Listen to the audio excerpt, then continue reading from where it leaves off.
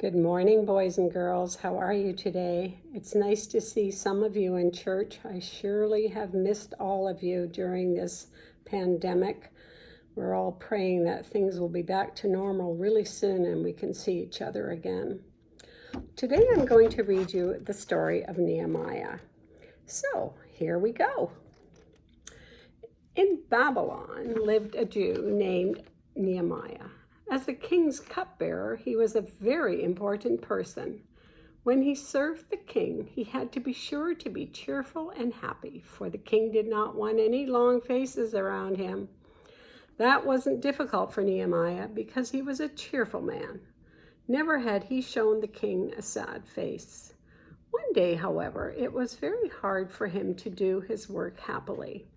Nehemiah had a visitor from Jerusalem, and he was told that the walls lay in ruins, and also about the opposition, which means people that were against them, from the Samaritans.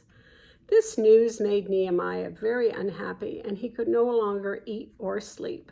He wept because of the misery of his people and prayed to the Lord for a way out. When he appeared before the king and queen as cupbearer and poured wine for them, he tried to look cheerful, but he didn't fool them. He was too upright a man to be good at fooling anybody. The king asked him, "Why such a long face, Nehemiah? Aren't you feeling well? It looks to me as though the pain is in your heart." Nehemiah was startled that the king had noticed his unhappiness. He proceeded to tell him the whole story. The king did not become angry because he was very fond of his cupbearer. "What is your request?" he asked in a friendly way. Nehemiah prayed, "O Lord, let it be." Then he said to the king, "If it please the king, I would like to make sure that the city of my fathers is rebuilt." The Lord answered Nehemiah's prayer. The king gave him permission to go. He was given horsemen as an escort and letters to the governors through those districts he would travel. Nehemiah was not afraid to get to work soon, and when he got there, he called the elders together and told them his plan. Joyfully they responded, "We'll all get ready to start the rebuilding." They threw themselves into the work enthusiastically, but it wasn't easy because their enemies were always against them. "What are those feeble Jews up to?" they asked. The Jews responded, "The God of heaven will help us." Now that they followed their leader in faith, there was no stopping them. Under Nehemiah's leadership, the Jews worked steadily. They were always armed bands of enemies nearby, looking for opportunities to attack them. The Jewish workmen divided themselves into two groups.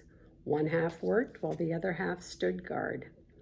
The men were busy every day from the early morning light until the stars shone in the sky. While the builders slept, watchmen stood guard. Nehemiah and his men didn't even take off their clothes to sleep.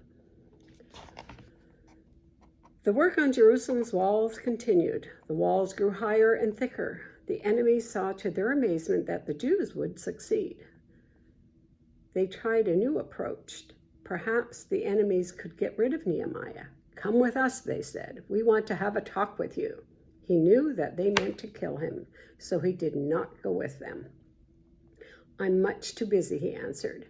Then they tried to scare him. "We'll tell the king that you're a rebel." Nehemiah was not frightened. He knew that God would watch over him.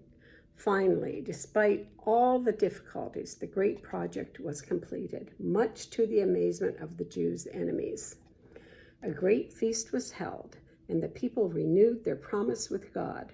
They promised to keep the law faithfully and be a holy people.